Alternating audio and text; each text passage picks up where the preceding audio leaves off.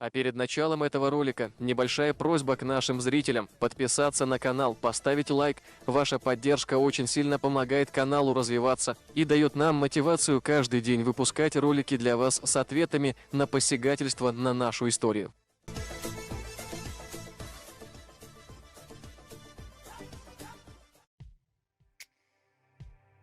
Предыдущий ролик на нашем канале был заблокирован по жалобе Артема Плато. Причина – оскорбление и запугивание. Нам не ясно, от чего так сильно испугался Артем. Мы не хотели его напугать. Мы не оскорбляли его и просим вас, наши дорогие зрители, не оскорблять Артема в комментариях.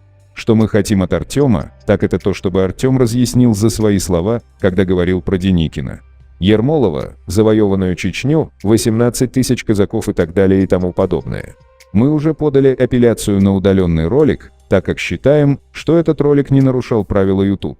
Апелляция на данный момент находится на рассмотрении. Когда YouTube ответит нам, мы вам первым сообщим.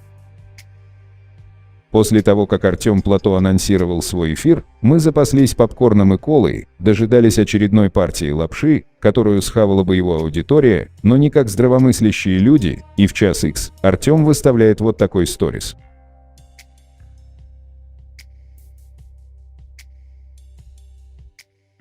Вот такой ответ нам дал Артем, несмотря на то, что он разбрасывался вот такими словами.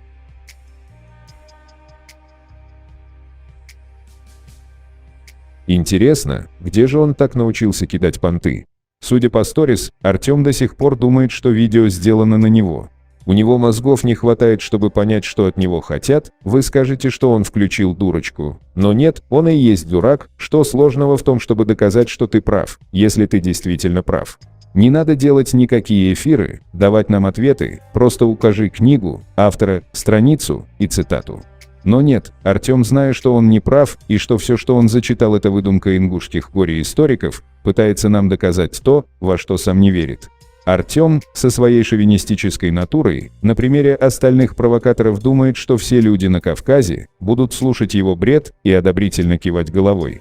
Он все призывает нас прочесть Деникина, но Артем там нету ничего, про 18 тысяч казаков и про покоренную Чечню, вместо того, чтобы призывать других прочесть эту книгу, прочти ее сам.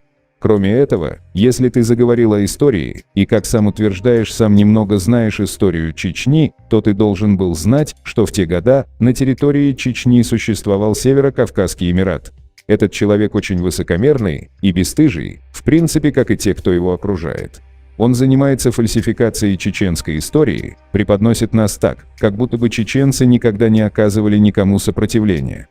Он утверждает, что Ермолов ездил в Чечню отдыхать, также он утверждает, что Деникин покорил чеченцев.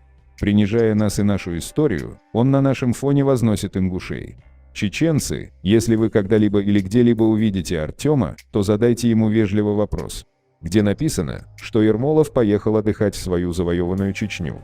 Также во всех традициях истинного фальсификатора истории Артем попытался приплести свою нацию, подчеркивая, что он русский.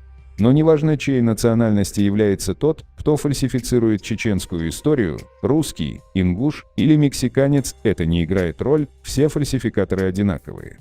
И да, Артем, если в предыдущих видео мы пытались тебя оправдать, утверждая, что ты просто зачитал текст, то теперь мы во всем обвиняем тебя, так как ты продолжаешь утверждать, что все, что зачитал, нашел сам.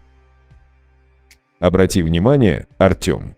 И YouTube, которому жалуется Артем, и подписчики данного канала, и подписчики канала Артем Плато, мы никого не оскорбили, и мы никому не угрожаем. Мы лишь требуем от Артема, чтобы он разъяснил нам за свои слова,